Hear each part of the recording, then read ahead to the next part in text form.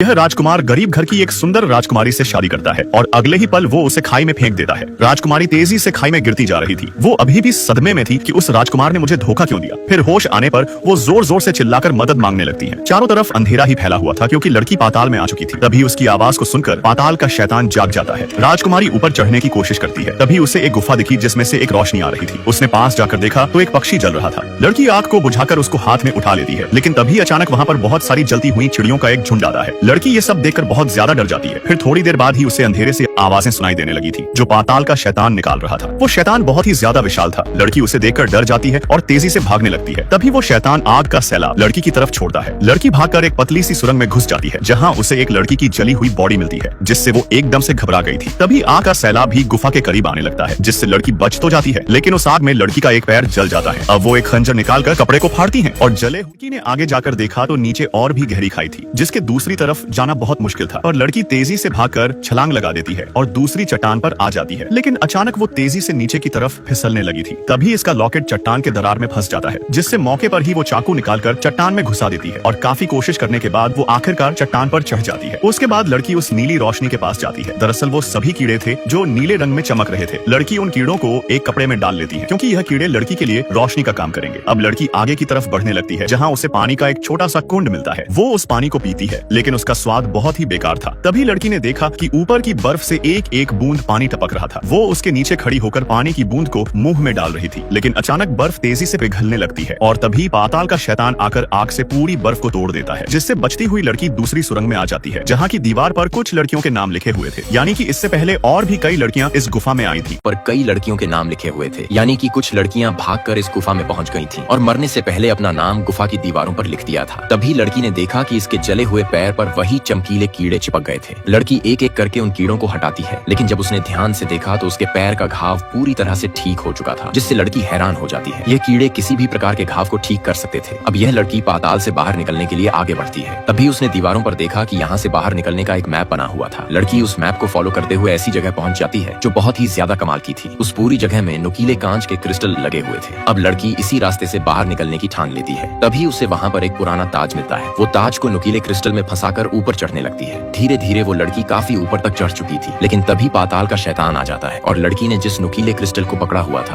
वो क्रिस्टल टूट जाता है, जिससे लड़की सीधा नीचे गिरने। वहीं पर ही नीचे पाताल का शैतान मुंह खोलकर खड़ा था, लेकिन तभी लड़की उस ताज को दूसरे क्रिस्टल में फंसा देती है और जैसे तैसे करके आखिरकार वो ऊपर तक पहुंच जाती है। तभी इस लड़की को एक नई उम्मीद दिखाई देती है। इसे बाहर जाने का रास्ता मिल जाता है। वो खुशी खुशी यहाँ से बाहर जाने लगती है, लेकिन तभी लड़की ने देखा कि इस चट्टान की ऊंचाई बहुत ही ज्यादा थी जहाँ से उतरना नामुमकिन था, जिससे लड़की रोने लगती है और थोड़ी देर बाद ही इसे नीचे कुछ लोग दिखाई देते हैं। वो जोर जोर से चिल्लाकर उनको आवाज लगती है, लेकिन इसकी आवाज उन लोगों तक नहीं पहुंच पा रही थी। तभी अचानक सामने ड्रैगन आ जाता है, जिससे लड़की बहुत ज्यादा डर जाती है। ड्रैगन लड़की पर आग का सैलाब छोड़ने वाला था, लेकिन तभी ड्रैगन को कुछ आवाज सुनाई देती है, जिससे ड्रैगन उस आवाज की तरफ चला जाता है। वो लोग इसी लड़की को आवाज लगा रहे थे जो अब गुफा के अंदर पहुंच जाते हैं, जिसमें यह बुढ़ा उस लड़की का पिता था। वो लड़की अब अपने पिता को ढूंढने निकल पड़ती है, लेकिन आगे चलकर लड़की को बहुत सारे सोने के गहने मिल जाते हैं। तभी यहाँ पर 3 अंडों से उस ड्रैगन के बच्चे बाहर आ जाते हैं, जिसे सैनिक मार डालते हैं। फिर तभी वहाँ ड्रैगन आ जाता है और पल भर में सारे सैनिकों को नरक पहुंचा देता है। अब सिर्फ लड़की का पिता ही अकेला बचा था। वो ड्रैगन बहुत ही ज्यादा गुस्से में था। अब इस ड्रैगन ने लड़की के पिता को अपने पंजों में दबा लिया था। आदमी की आंखों में मौत छलक रही थी। मरने से पहले पिता को अफसोस होने लगता है कि उसने अपनी बेटी की शादी गलत बंदे से कर दी थी। तभी ड्रैगन अपने नाखून इसकी छाती में घुसाने लगता है। पिता को दर्द में देखकर लड़की के मुंह से आवाज निकल जाती है, जिससे ड्रैगन उस लड़की की तरफ जाने लगता है। लेकिन वहीं पर ही एक आदमी के पैर पत्थरों से टकरा जाते हैं, जिसकी आवाज सुनकर ड्रैगन उसकी तरफ जाता है और उसे पंजों में उठाकर मार देता है। उसी समय वो लड़की मौका देखकर रस्सी से ऊपर की तरफ चढ़ने लगती है, पर तभी वो ड्रैगन वहाँ पर आकर आग बरसा देता है। लेकिन उससे पहले ही वो लड़की ऊपर चढ़ जाती है और आग से बचते हुए पाताल से बाहर निकल जाती है। फिर घोड़े पर बैठकर वहाँ से भागने लगती है, लेकिन वो ड्रैगन इसे नहीं छोड़ने वाला था। तभी वो ड्रैगन बाहर निकलकर लड़की के पीछे आने लगता है, लेकिन तभी लड़की घोड़े से नीचे उतर जाती है। वो ड्रैगन तेजी से घोड़े की तरफ आता है और अपनी आग की ज्वाला घोड़े पर बरसा देता है। उस ड्रैगन ने गुस्से में पूरी जगह को जलाकर राख कर दिया था, क्योंकि वो समझ चुका था कि वो राजकुमारी अभी भी जिंदा है। अब यहाँ पर इस महारानी ने उस राजकुमारी की बहन को बंदी बना लिया था और उसे भी ड्रैगन के पाताल में फेंक देती है। जब राजकुमारी को इसके बारे में पता चला तो वो अपनी बहन को बचाने वापस ड्रैगन की गुफा की तरफ निकल पड़ती है, उनके पाताल में चली जाती है। उसने ड्रैगन का ध्यान भटकाने के लिए एक जाल बिछा दिया था और जब ड्रैगन उसकी बहन को मारने जा रहा था उसी समय कवच नीचे गिर जाता है, जिसे सुनकर ड्रैगन उसकी तरफ चला जाता है। इसी मौके का फायदा उठाकर राजकुमारी तुरंत अपनी बहन के पास आती है और उसे उठाकर यहाँ से जाने लगती है, लेकिन तभी वहाँ पर वो ड्रैगन आ जाता है और उनको ढूंढने लगता है। तभी राजकुमारी हाथ में तलवार लेकर इसके सामने खड़ी थी। ड्रैगन कहता है, इस तलवार से तुम मेरा बाल भी बांका नहीं कर सकती। पाती। फिर राजकुमारी कहती हैं, यह तो वक्त ही बताएगा। अब राजकुमारी ड्रैगन से मुकाबला करने के लिए बिल्कुल तैयार थी। फिर ड्रैगन जैसे ही आग छोड़ने के लिए मुंह खोलता है, तभी राजकुमारी तलवार को उसके मुंह में घुसा देती है और पानी में जाकर गिर जाती है। लेकिन तभी ड्रैगन ने मुंह से तलवार निकालकर राजकुमारी को अपने पंजों में पकड़ लिया था और उसकी पसलियां में अपने नाखून घुसा दिए थे। तभी राजकुमारी खंजर निकालकर उसकी एक आंख फोड़ देती है, जिससे ड्रैगन उसे उठाकर दूर फेंक देता है। अब राजकुमारी एक बड़ी सी तलवार को उठा लेती है और ड्रैगन की तरफ दौड़कर उसके गले के बीचों बीच तलवार को घुसा देती है। तभी ड्रैगन उसे पंजे में पकड़ लेता है, पर लड़की फिर से उसके हाथों पर वार कर देती है, जिससे ड्रैगन बहुत कमजोर हो जाता है और अपनी ही आग की ज्वाला में आधा जल जाता है। अब ड्रैगन पूरी तरह से अधमरा हो चुका था। राजकुमारी तलवार लेकर उसके पास जाती है और कहती है कि तुमने न जाने कितनी ही मासूम लड़कियों की जान ली होगी, जिससे ड्रैगन कहता है कि मुझे मार दो। लेकिन राजकुमारी ने तलवार सीधा उसके सीने में डालने के बजाय जमीन में घुसा दिया था। फिर पानी से वही चमकीले कीड़े को निकाल कर लाती है और ड्रैगन की जली हुई जगह पर रख देती है। यह कीड़े बड़े से बड़े घाव को चुटकियों में भर देते हैं और यहाँ पर एक बहुत बड़े भव्य महल को दिखाया जाता है, जहाँ राजकुमार फिर से किसी और लड़की से शादी कर रहा था। तभी यहाँ पर एक सिक्का लुढ़कता हुआ आता है और तभी वो राजकुमारी भी यहाँ पर पहुंच जाती है। इन्हीं लोगों ने इस राजकुमारी को ड्रैगन के पाताल में फेंक दिया था और अब यह लोग राजकुमार की दूसरी लड़की से शादी करवाकर उसकी भी बलिस देने वाले थे। लेकिन उससे पहले ही वहाँ पर ड्रैगन आ जाता है और अपनी ज्वाला से सभी पापियों को जलाकर राख कर देता है। वो बड़ा सा सुंदर महल भी पूरी तरह से जलकर खाक हो चुका था। राजकुमारी ने उस ड्रैगन को अपना गुलाम बना लिया था।